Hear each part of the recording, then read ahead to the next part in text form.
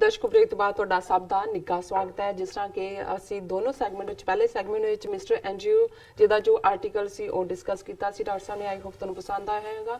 ਔਰ ਦੂਸਰੇ ਸੈਗਮੈਂਟ ਵਿੱਚ ਦਾ ਨਿਊਯਾਰਕ ਟਾਈਮ ਜੋ ਐਡੀਟੋਰੀਅਲ ਸੀ ਉਹ ਵੀ ਤੁਹਾਡੇ ਨਾਲ ਡਿਸਕਸ ਕੀਤਾ। ਇਹਨਾਂ ਵੀਡੀਓਜ਼ ਦੇ ਥੱਲੇ ਤੁਹਾਡੇ ਸਭ ਦੇ ਕਮੈਂਟ ਆਏ ਨੇ, ਸਾਨੂੰ ਅਸੀਂ ਤੁਹਾਡਾ ਬਹੁਤ-ਬਹੁਤ ਸ਼ੁਕਰੀਆ ਅਦਾ ਕਰਦੇ ਹਾਂ। ਪਰ ਇਹ ਤੋਂ ਪਹਿਲਾਂ ਅਸੀਂ ਜੋ ਤੁਹਾਡੀਆਂ ਲਿਖਤਾਂ ਨੇ ਉਹ ਤੇ ਵੀ ਅਸੀਂ ਡਾਕਟਰ ਸਾਹਿਬ ਦੇ ਵਿਚਾਰ ਜਾਣਨੇ ਚਾਹਾਂਗੇ। ਜੀ ਡਾਕਟਰ ਸਾਹਿਬ ਕੀ ਕਹਿਣਾ ਚਾਹੋਗੇ? ਦੇਖੋ, ਅਸੀਂ ਆਪਣੇ ਸਾਰੇ ਹੀ ਵੀਰਾਂ ਭੈਣਾਂ ਦਾ ਸ਼ੁਕਰੀਆ ਅਦਾ ਕਰਦੇ ਹਾਂ ਕਿ ਸਾਨੂੰ ਤੁਹਾਡੀਆਂ ਲਿਖਤਾਂ ਮਿਲਦੀਆਂ ਨੇ ਔਰ ਸਾਡੇ ਲਈ ਵੀ ਇਹ ਇੱਕ ਲਰਨਿੰਗ ਪ੍ਰੋਸੈਸ ਹੁੰਦੀ ਹੈ। ਬਹੁਤ ਸਾਰੀ ਡਰਾਫਟਿੰਗ ਬਹੁਤ ਵਧੀਆ ਹੁੰਦੀ ਹੈ, ਆਈਡੀਆਜ਼ ਵੀ ਵਧੀਆ ਹੁੰਦੇ ਨੇ, ਪਰ ਅਸੀਂ ਬੜੇ ਲਿਮਿਟਿਡ ਟਾਈਮ ਦੇ ਵਿੱਚ ਲਿਮਿਟਿਡ ਲਿਖਤਾਂ ਨੂੰ ਹੀ ਪਿਕ ਕਰ ਸਕਦੇ ਹਾਂ ਜਾਂ ਡਿਸਕਸ ਕਰ ਸਕਦੇ ਹਾਂ। ਜੀ ਬਲੇਜ਼ਿੰਗ ਸਨ ਦੀ ਜਿਹੜੀ ਹੈ ਆਈਡੀ ਤੋਂ ਇੱਕ ਲਿਖਤ ਜਿਹੜੇ ਸਾਨੂੰ ਅਕਸਰ ਲਿਖਦੇ ਨੇ, ਇੰਡੋ ਪਾਕ ਕ੍ਰਾਈਸਿਸ ਦੇ ਥੱਲੇ ਉਹਨਾਂ ਨੇ ਸਾਨੂੰ ਲਿਖਿਆ ਜੀ ਔਰ ਉਹਦੇ 'ਚ ਜਿਹੜੀ ਗੱਲ ਬਹੁਤ ਜ਼ਰੂਰੀ ਹੈ ਜਿਹੜੀ ਉਹਨਾਂ ਨੇ ਕਹੀ ਕਿ ਬਹੁਤ ਵਾਰ ਪੜ੍ਹਿਆ ਲਿਖਿਆ ਹੋਣਾ, ਲਿਟਰੇਟ, ਤੁਹਾਡੇ ਤੁਸੀਂ ਅੱਖਰ ਗਿਣਨੇ ਤੁਹਾਨੂੰ ਆਉਂਦੇ ਨੇ ਜਾਂ ਬਹੁਤ ਸੋਹਣਾ ਲਿਖਣਾ ਆਉਂਦਾ ਹੈ, ਔਰ ਐਜੂਕੇਟਿਡ ਹੋਣਾ ਸਾਰੀ ਸਿਚੁਏਸ਼ਨ ਬਾਰੇ, ਇਹ ਦੋ ਡਿਫਰੈਂਟ ਚੀਜ਼ਾਂ ਨੇ। ਜੀ ਜਿਵੇਂ ਨਾਜ਼ੀਆਂ ਦਾ ਜਦੋਂ 1930ਵਿਆਂ ਦੇ ਵਿੱਚ ਪੂਰਾ ਜ਼ੋਰ ਸੀ ਜਰਮਨੀ ਦੇ ਵਿੱਚ, ਬ੍ਰੇਨ ਵਾਸ਼ ਬਹੁਤ ਵਾਰੀ ਜਿਹੜੇ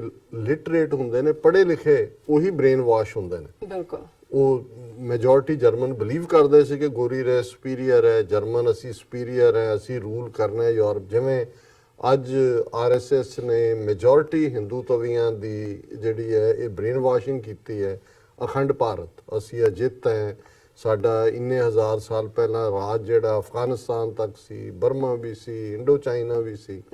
ਸੋ ਇਹਨਾਂ ਨੇ ਇੱਕ ਬੜੀ ਇਸ ਸਾਰੇ ਨੂੰ ਬੜਾ ਖੂਬਸੂਰਤੀ ਨਾਲ ਪ੍ਰੈਜ਼ੈਂਟ ਕੀਤਾ। First of all you have, ਇਹਨਾਂ ਨੇ ਸਾਨੂੰ ਐਡਰੈਸ ਕੀਤਾ, you have been reporting on the India Pakistan situation honestly and I truly appreciate it. Indian media has consistently been lying about this whole situation to trigger a war between two nuclear armed countries so that BJP can win more seats. Voltaire famously said, anyone who can make you believe absurdities can make you commit atrocities. Voltaire ਦੁਨੀਆ ਦਾ ਸਿਆਣਾ ਬੰਦਾ ਹੋਇਆ ਜੀ ਕਿ ਉਹਨੇ ਕਿਹਾ ਵੀ ਜਿਹੜਾ ਤੁਹਾਨੂੰ ਨੌਨਸੈਂਸ ਐਬਸਰਡ ਜਿਹੜੀ ਕੂੜਾ ਕਰਕਟ ਹੈ, ਬੋਧੇ ਖਿਆਲ ਨੇ, ਜਿਹੜਾ ਤੁਹਾਨੂੰ ਉਹਦੇ ਤੇ ਬਿਲੀਵ ਕਰਵਾ ਸਕਦਾ ਹੈ, ਉਹ ਫਿਰ ਤੁਹਾਨੂੰ ਜ਼ੁਲਮ ਵੀ ਤੁਹਾਡੇ ਤੋਂ ਕਰਵਾਏਗਾ। ਕਿਉਂਕਿ ਜੇ ਤੁਸੀਂ ਉਹਨੂੰ ਐਕਸੈਪਟ ਕਰਦੇ ਹੋ ਫਿਰ ਜ਼ੁਲਮ ਕਰਨ ਲੱਗੇ ਤੁਹਾਨੂੰ ਲੱਗਦਾ ਹੀ ਨਹੀਂ, ਜ਼ੁਲਮ ਵੀ ਤੁਸੀਂ ਸਮਝਦੇ ਹੋ ਵੀ ਤੁਸੀਂ ਦੇਸ਼ ਸੇਵਾ ਕਰ ਰਹੇ ਹੋ। Indian people may be literate, but it seems they are not as educated as they should be. ਜਿਵੇਂ ਮੈਂ ਪਹਿਲਾਂ ਕਹਿ ਹੀ ਚੁੱਕਾ ਹਾਂ। Germans were literate when Hitler was ruling Germany, but they were not educated enough to question Hitler's policies, and so they were made to commit atrocities. ਉਹਨਾਂ ਨੇ compare ਕੀਤਾ ਹੈ ਬਿਲਕੁਲ ਕਿ ਵੀ ਉਹ ਪੜ੍ਹੇ ਲਿਖੇ ਤਾਂ ਸੀ, ਪਰ ਜੋ ਹਿਟਲਰ ਜਾਂ ਨਾਜ਼ੀ ਪ੍ਰੋਪੇਗੈਂਡਾ ਪਰੋਸ ਰਿਹਾ ਸੀ ਉਹਨੂੰ ਉਹ ਬਾਏ ਕਰਦੇ ਸੀ, ਕਦੇ ਉਹਨਾਂ ਨੇ ਸਵਾਲ ਨਹੀਂ ਕੀਤਾ। ਹੁਣ ਜਿਹੜਾ ਭਾਰਤ ਸਵਾਲ ਚੁੱਕਦਾ ਹੈ ਉਹਨੂੰ ਕਹਿੰਦੇ ਨੇ ਟ੍ਰੇਟਰ ਹੈ, ਇਹਨੂੰ ਮਾਰ ਦਿਓ। ਇਹੀ ਗੱਲ ਅਰੁਣ ਜੇਤਲੀ ਕਹਿ ਰਿਹਾ, ਇਹੀ ਗੱਲ ਮੋਦੀ ਕਹਿ ਰਿਹਾ, ਇਹੀ ਗੱਲ VK ਸਿੰਘ ਕਹਿ ਰਿਹਾ ਉਹਨਾਂ ਦਾ ਕਿ ਵੀ ਇਹ ਕੌਣ ਨੇ ਸਵਾਲ ਪੁੱਛਣ ਵਾਲੇ। ਜਿਹੜਾ ਸਵਾਲ ਪੁੱਛਦਾ ਉਹਦੀ ਦੇਸ਼ ਭਗਤੀ ਤੇ ਸ਼ੱਕ ਹੈ, ਉਹ ਸੈਡੀਸ਼ੀਅਸ ਐਕਟ ਦੇ ਥੱਲੇ ਉਹਨੂੰ ਬੁੱਕ ਕਰਨ ਤੱਕ ਜਾਂਦੇ ਨੇ। Americans are literate but not educated enough and they commit atrocities around the world. ਔਰ ਵਾਕਈ ਜਿਸ ਇਸ਼ੂ ਤੇ ਅਮਰੀਕਨਾਂ ਨੂੰ ਫਿਰ ਪਤਾ ਲੱਗ ਜਾਂਦਾ ਹੈ, ਸਿਵਲ ਪਹਿਲਾਂ ਤਾਂ ਉਹੀ ਪੈਟਰੀਓਟਿਜ਼ਮ ਹੁੰਦਾ ਹੈ, ਫਿਰ ਇਹੀ ਲੋਕ ਖਲੋ ਜਾਂਦੇ ਨੇ ਔਰ ਉੱਥੇ ਅਮਰੀਕਾ ਨੂੰ ਆਪਣੀ ਪਾਲਿਸੀ ਰਿਵਰਸ ਕਰਨੀ ਪੈਂਦੀ ਹੈ। The problem with state education is that it is often indoctrination, not education. ਉਹ ਤੁਹਾਨੂੰ ਇੱਕ ਤਰਫਾ ਬ੍ਰੇਨ ਵਾਸ਼ਿੰਗ ਹੈ, ਇੰਡੋਕਟਰੀਨੇਸ਼ਨ ਹੈ, ਇੱਕ ਪੱਟੀ ਪੜ੍ਹਾਉਂਦੇ ਨੇ, ਕੋਈ ਤੁਹਾਨੂੰ ਨਹੀਂ ਹੁੰਦਾ ਕਿ ਤੁਸੀਂ ਐਜੂਕੇਟ ਹੋ ਕੇ ਖੁਦ ਕਿਸੇ ਨਤੀਜੇ ਤੇ ਪਹੁੰਚ ਰਹੇ ਹੋ। When people crave wars, it means they are craving death and destruction, as there is no winner in any war. ਜਦੋਂ ਲੋਕ ਕਹਿਣ ਕਿ ਜੰਗ ਉਡਾ ਦਿਓ, ਸੁੱਟ ਦਿਓ ਨਿਊਕਲੀਅਰ, ਇਹਦਾ ਮਤਲਬ ਹੈ ਉਹਨਾਂ ਨੂੰ ਪਤਾ ਹੀ ਨਹੀਂ ਹੈ ਕਿ ਵੀ ਉਹ ਕੀ ਕਹਿ ਰਹੇ ਨੇ ਔਰ ਇਹਦੇ ਕਨਸੀਕੁਐਂਸ ਕੀ ਹੋਣਗੇ, ਕਿਉਂਕਿ ਜੰਗ ਦੇ ਵਿੱਚ ਕੋਈ ਵੀ ਜੇਤੂ ਨਹੀਂ ਹੁੰਦਾ। Modi and Doval may think they are clever foxes, but they are certainly not wise saints. ਸੰਤ ਸਿਆਣਾ ਹੁੰਦਾ ਹੈ, ਲੂੰਬੜੀ ਕਲੈਵਰ ਤਾਂ ਹੋ ਸਕਦੀ ਹੈ ਪਰ ਤਬਾਹੀ ਕਰਵਾਉਂਦੀ ਹੈ ਉਹ। clever people can make more lethal weapons, but it's not wise to do so. ਜ਼ਿਆਦਾ ਹਥਿਆਰ ਬਣਾ ਸਕਦੇ ਹੋ ਤੁਸੀਂ ਆਪਣੀ ਚਤੁਰਾਈ ਨਾਲ, ਪਰ ਉਹਨਾਂ ਦਾ ਇਸਤੇਮਾਲ ਜਿਹੜਾ ਹੈ ਉਹ ਸਿਆਣਪ ਨਹੀਂ ਹੈ। People need to remember that a dominant minority benefits from war at the expense of the vast majority। ਜਿਵੇਂ ਉਹ ਲੋਕ ਲਾਸ਼ਾਂ ਗਿਣਦੇ ਨੇ, ਉਹ ਵੋਟਾਂ ਗਿਣਦੇ ਨੇ, ਸੋ ਜ਼ਾਹਰ ਹੈ ਕਿ ਉਹ ਜਿਹੜੀ ਛੋਟੀ ਕੋਟਰੀ ਹੈ ਜਿਹੜੀ ਪਾਵਰ ਹਥਿਆਣਾ ਚਾਹੁੰਦੀ ਹੈ ਜਾਂ ਕਿਸੇ ਵੀ ਪੀਰੀਅਡ 'ਚ, ਉਹੀ ਉਹਦੇ 'ਚੋਂ ਫਾਇਦਾ ਚੁੱਕਦੀ ਹੈ, ਵਾਸਟ ਮੈਜੋਰਿਟੀ ਉਹਦੇ 'ਚੋਂ ਸਫਰ ਕਰਦੀ ਹੈ। A few self-centered clever politicians will be voted to high offices to the detriment of the majority. It is common sense that war is death and destruction, peace is life, happiness and construction, provided that common sense is common to all people। ਜਿਵੇਂ ਬੜਾ poplar phrase ਹੈ ਕਿ common sense is not that common। ਜੀ ਪਰ ਜੇ ਇਹ common sense ਆ ਜਾਏ ਫਿਰ ਇਸ ਗੱਲ ਦੀ ਸਮਝ ਆਏਗੀ ਕਿ ਜਿਹੜੀ ਜੰਗ ਹੈ ਉਹ ਤਬਾਹੀ ਦਾ ਨਾਂ ਹੈ, ਔਰ ਜਿਹੜਾ ਅਮਨ ਹੈ ਉਹ ਜ਼ਿੰਦਗੀ, ਖੁਸ਼ੀ ਔਰ ਤਰੱਕੀ ਦਾ ਨਾਂ ਹੈ। ਔਰ ਅਖੀਰ 'ਚ ਉਹਨਾਂ ਨੇ ਕਿਹਾ, in case of any Indo-Pak war, most of the people may not even afford coffins for their dead। ਕਿ ਜੇ ਭਾਰਤ ਪਾਕਿਸਤਾਨ 'ਚ ਹੋਇਆ, ਜਿਹੜਾ ਜ਼ਾਹਰ ਹੈ ਨਿਊਕਲੀਅਰ ਹੋਏਗਾ, ਉਹਨਾਂ ਨੂੰ ਤਾਂ ਕਫਨ ਨਹੀਂ ਨਸੀਬ ਹੋਣਾ ਆਪਣੇ ਮੁਰਦਿਆਂ ਦੇ ਲਈ, ਜਿਹੜੀ ਤਬਾਹੀ ਜਿੱਥੋਂ ਤੱਕ ਜਾਏਗੀ। In fact, there will be no eye left open to weep for the dead। ਜਦੋਂ ਅੱਖਾਂ ਹੀ ਸਾਰੀਆਂ ਬੰਦ ਹੋ ਗਈਆਂ, ਮਰਿਆਂ ਲਈ ਰੋਏਗਾ ਕੌਣ? ਬਿਲਕੁਲ ਬਿਲਕੁਲ, ਨੋ ਡਾਊਟ। ਔਰ I hope peace prevails because a war between the two countries will destroy both countries in general and both Punjabs in particular। ਕਿ ਕੋਈ ਵੀ ਜੰਗ ਦੋਨੋਂ ਹੀ ਮੁਲਕਾਂ ਨੂੰ ਔਰ ਦੋਨੋਂ ਹੀ ਪੰਜਾਬਾਂ ਨੂੰ ਜਿਹੜਾ ਖਾਸ ਤੌਰ ਤੇ ਤਬਾਹ ਕਰੇਗੀ। ਔਰ ਇਸੇ ਲਾਈਨ ਦੇ ਉੱਤੇ ਹੀ ਸਾਨੂੰ ਡਾਕਟਰ ਵਹੀਦ ਖਾਨ ਹੋਰਾਂ ਨੇ ਰਾਵਲਪਿੰਡੀ ਤੋਂ ਲਿਖਿਆ, ਵਾਰ ਮੌਂਗਰਿੰਗ, ਜਿਹੜੇ ਲੋਕ ਜੰਗ ਕਰ ਰਹੇ ਨੇ। ਔਰ ਉਹਨਾਂ ਨੇ ਕਿਹਾ, अस्सलाम वालेकुम and सत श्री अकाल, hope you and your team are here and hearty। I was watching some Indian channels which are still crying for war on a show some retired generals, one was General Bakshi, who wanted war with Pakistan। Similarly, few ministers were also of the same opinion in another program। A strange behavior was seen when cricket players were given military caps during one-day match with Australia। 12 ਜੁੱਤੀਆਂ ਹੀ ਖਾਧੀਆਂ ਨੇ ਉਸ match 'ਚ ਵੀ, ਲੇਕਿਨ ਇਹ ਦੱਸਣ ਦੇ ਲਈ ਕਿ ਜੀ ਦੇਖੋ ਸਾਡੇ ਹਾਲਾਂ ਸਪੋਰਟਸ ਨਾਲ ਕੀ ਤਾਲੁਕ ਹੈ ਇਸ ਗੱਲ ਦਾ। ਇਹ ਜਿਹੜੇ ਆਰਟਿਸਟ ਹੁੰਦੇ ਨੇ, ਕਲਾਕਾਰ, ਰਾਈਟਰ, ਸਪੋਰਟਸਮੈਨ, ਇਹ ਮੈਸੇਂਜਰਸ ਆਫ ਪੀਸ ਹੁੰਦੇ ਨੇ। ਲੇਕਿਨ ਜਿਵੇਂ ਡਾਕਟਰ ਵਹੀਦ ਖਾਨ ਜੀ ਨੇ ਕਿਹਾ ਕਿ ਵੀ ਮੀਡੀਆ ਇੱਕੋ ਵੱਡੀਆਂ ਮੁੱਛਾਂ ਵਾਲਾ ਸਿਰ ਫਿਰਿਆ ਬਿਠਾਇਆ ਹੁੰਦਾ ਬਖਸ਼ੀ, ਔਰ ਉਹ ਬਖਸ਼ੀ ਉਹੀ ਹੈ ਜਦੋਂ ਸੁਬਰਾਮਨੀਅਮ ਸਵਾਮੀ ਦੇ ਨਾਲ ਤਮਿਲਨਾਡੂ ਦੀ ਇੱਕ ਗੈਦਰਿੰਗ 'ਚ ਕਹਿ ਰਿਹਾ ਸੀ ਕਿ ਜੀ ਸਾਡੀ ਜਨਰੇਸ਼ਨ ਨੇ ਪਾਕਿਸਤਾਨ ਨੂੰ 2 ਹਿੱਸਿਆਂ 'ਚ ਵੰਡ ਦਿੱਤਾ, ਮਤਲਬ ਬੰਗਲਾਦੇਸ਼ ਬਣਾ ਦਿੱਤਾ। ਹੁਣ ਤੁਹਾਡੀ ਜਨਰੇਸ਼ਨ ਜਿਹੜਾ ਰਹਿੰਦਾ ਪਾਕਿਸਤਾਨ, ਇਹਨੂੰ 4 ਹਿੱਸਿਆਂ 'ਚ ਵੰਡੋ, ਪੰਜਾਬ, ਸਿੰਧ, ਬਲੋਚਿਸਤਾਨ ਔਰ ਖੈਬਰ, ਇਹਨਾਂ ਨੂੰ ਅੱਡ ਮੁਲਕ ਬਣਾਓ। ਸੋ ਇਹ ਤਾਂ ਇਸ ਲੈਵਲ ਦੇ ਜਿਹੜੇ ਨੇ ਨਫ਼ਰਤ ਦੇ ਵਣਜਾਰੇ ਨੇ ਔਰ ਆਪਣੇ ਡਿਵਾਈਸਿਵ ਏਜੰਡੇ ਨਾਲ ਚੱਲੇ ਹੋਏ ਨੇ।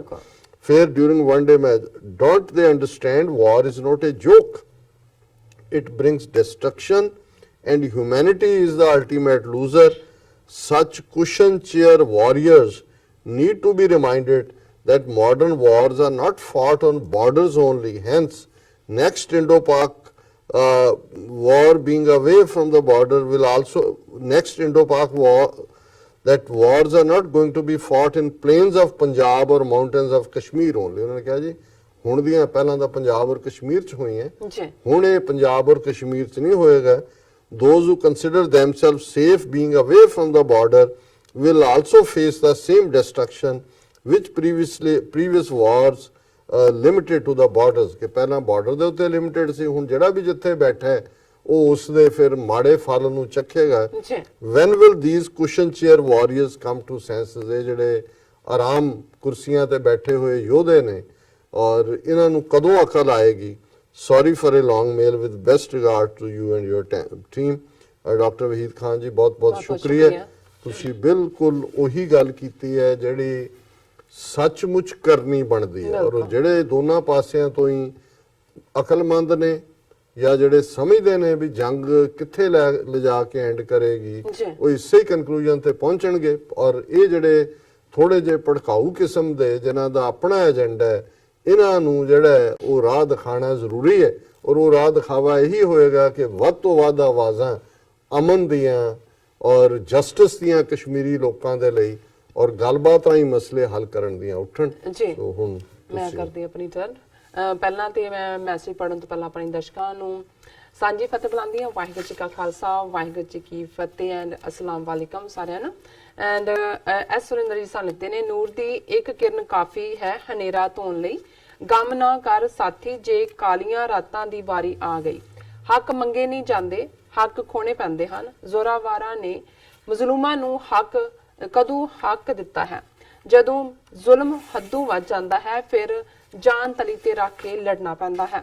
ਸਿਰੜ ਤੇ ਹੌਸਲਾ ਸਦਾ ਜਿੱਤਿਆ ਹੈ, ਜ਼ਾਬਰ ਤੇ ਜ਼ਬਰ ਸਦਾ ਹਾਰਿਆ ਹੈ। ਸੱਚ ਕਦੇ ਗੂੰਗਾ ਰਹਿ ਕੇ ਨਹੀਂ ਜਿੱਤਦਾ, ਸੱਚ ਨੂੰ ਜਿੱਤਣ ਲਈ ਬੋਲਣਾ ਪੈਂਦਾ ਹੈ। ਮਜ਼ਲੂਮ ਨੂੰ ਹੱਕ ਲੈਣ ਲਈ ਜ਼ਾਲਮ ਨਾਲ ਲੜਨਾ ਪੈਂਦਾ ਹੈ। ਦੁਨੀਆ ਦੀਆਂ ਜੋ ਕੌਮਾਂ ਆਜ਼ਾਦੀ ਦਾ ਨਿੱਘ ਮਾਰ ਰਹੀਆਂ ਹਨ, ਉਹਨਾਂ ਨੇ ਬਹੁਤ ਲੰਮਾ ਸਮਾਂ ਗੁਲਾਮੀ ਭੋਗੀ ਹੈ। ਗੁਲਾਮ ਆਪਣੀ ਆਜ਼ਾਦੀ ਲਈ ਬੋਲੇ ਲੜੇ, ਇੱਕ ਦਿਨ ਆਪਣੀ ਮੰਜ਼ਲ ਤੇ ਪੁੱਜ ਗਏ।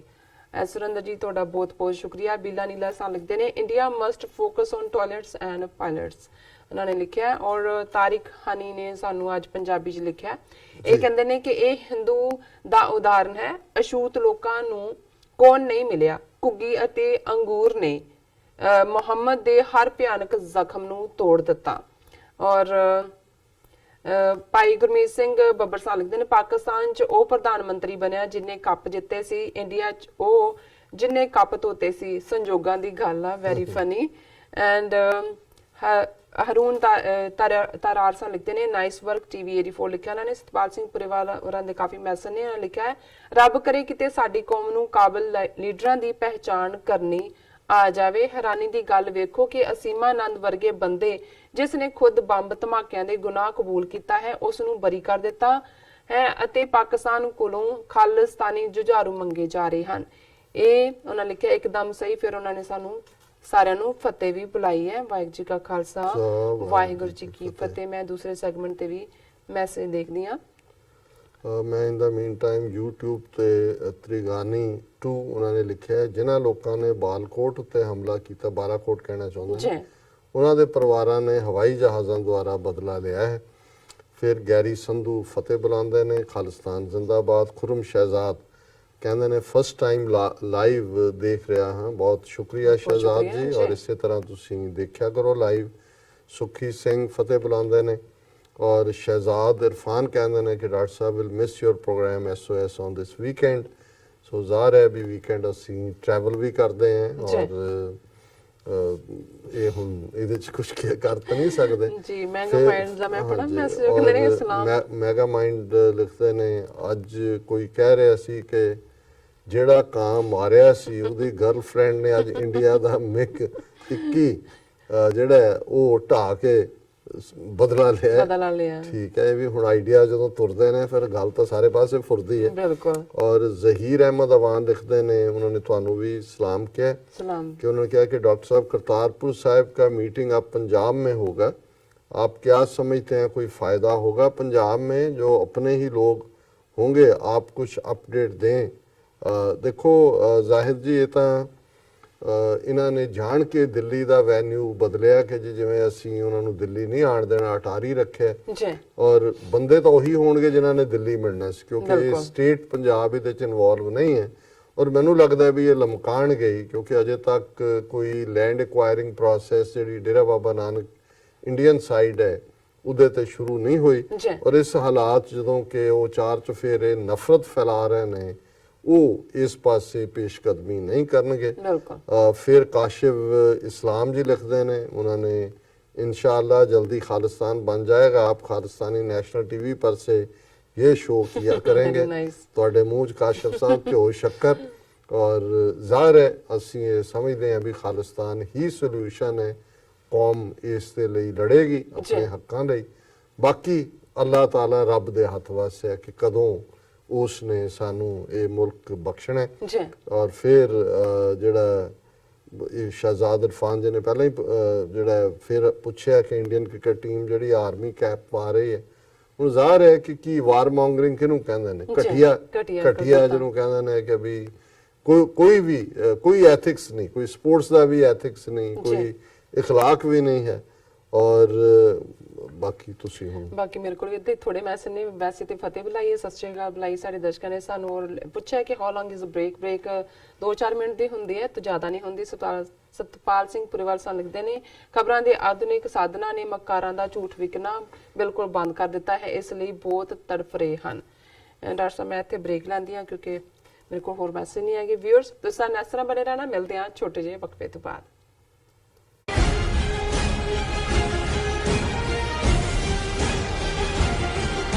ਕੀ ਤੁਸੀਂ ਆਪਣੇ ਟੈਕਸਿਸ ਨੂੰ ਲੈ ਕੇ ਚਿੰਤਤ ਹੋ?